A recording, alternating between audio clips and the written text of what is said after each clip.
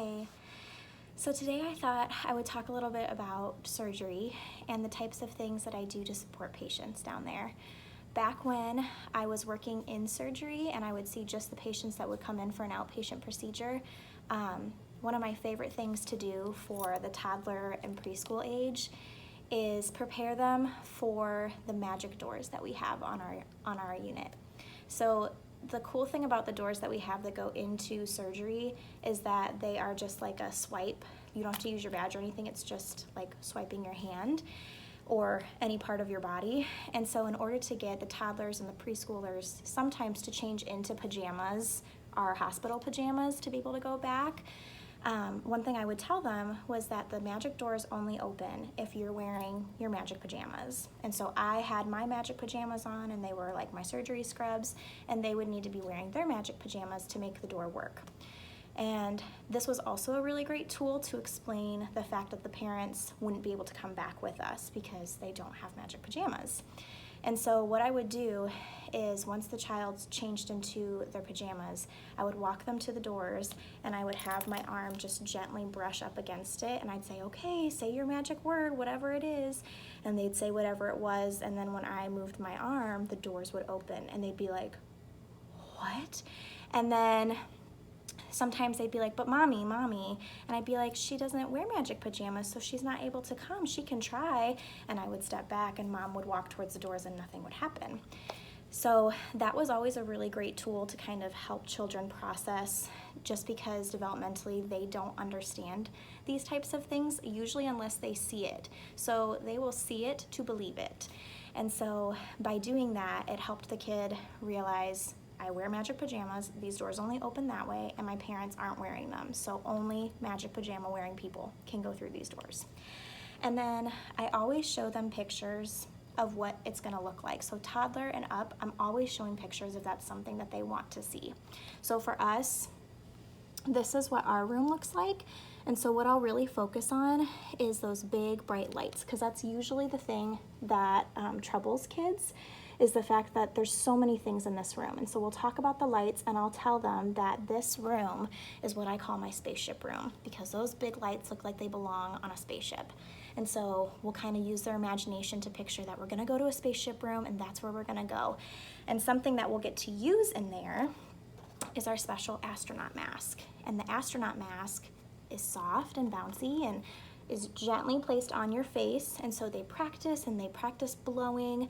And then especially for little kids too, what I like to do is I'll take like a little medicine cup and some bubbles. And this is always fun. And pour the bubbles in there. And then they can blow bubbles through the mask too. And so that teaches them to be taking those big deep breaths. And it also helps them get familiar with the fact that this mask is going to be placed on their face. So blowing bubbles is always fun. It's a way to engage them in something that is unfamiliar and makes it a little bit more child-friendly for them. And then the other thing that I will show them is that their mask is going to be hooked up to our green balloon. See if you can see that.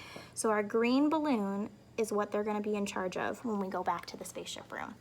And the green balloon gets big and it gets little depending on how big they blow. And so again, with the kids, it's a competition. It's who can blow the biggest, the fastest. For the toddler and preschoolers, I usually carry my own mask and I will blow with them and make them think that like I'm blowing harder than them, or it's just comforting to know somebody's doing the same thing you're doing. So I'll have that as well, and we'll be blowing together. However, theirs is obviously hooked up to the machine, so they are going to win because they're going to fall asleep faster. And then I do have a picture of myself holding it to my face, and I also have the picture of the long tube, because I have noticed in the past that when kids aren't prepared for that long tube, they're like, wait, what is that and why is it here? And that's different than what I was doing before without it. So we talk about the tube, how it connects to the balloon, and allows the balloon to get big and little depending on how big they're blowing through that tube. And I'll stay at the bedside until they're asleep, and then I meet them in recovery when they're all done. I've noticed in the past working with students trying to learn a spiel for surgery, I always recommend for preschool, school age, I mean, anybody that you feel developmentally could use this information. Kids obviously crave control, and something that they need to know is that this is different than a nap. So it's not a nap, because a nap, I wake up, I roll around, I'm 6, I don't take naps, I don't need to do this. And so I talk about how it's a very special sleep, and the sleep that they're going to be doing is different than any sleep that they've done before, and it's because there is somebody controlling their sleep for them.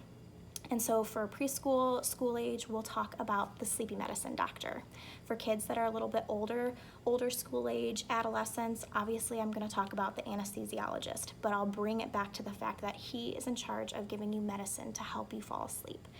And so being able to help them fall asleep and keep them asleep, and then when the doctor is all done with their procedure, they'll let the sleepy medicine doctor know that they're all done and the child can wake up.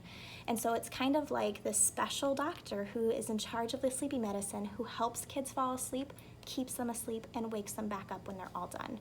And so that takes that control aspect out of, like, I'm not gonna roll around, I'm not gonna wake up in the middle of it, because there's one doctor who that's his only job, his or her only job, and they're really good at it. They do it all the time. So that's comforting for kids to know. The other thing too is when the kids wake up in recovery, I call it the wake up room. It's a different room, but their job in that room is to wake up, and we'll be there when they wake up. So I avoid using the word recovery, because for a lot of kids that doesn't make any sense. I don't know what recovery is, and I don't really need to know what recovery is. It's a wake up room. It's where I'm gonna wake up, I'll see my mom and dad, and then I'll either go home or go back up to the inpatient unit. So just learning the spiels of, like, how to explain these for different ages, I think is fun, and it keeps me on my toes, and I love surgery. I love being down there and being a part of a lot of the imagination that comes with it for the preschool and the school age and the toddlers. I love it. So hope you enjoyed this video. Have a great rest of your day.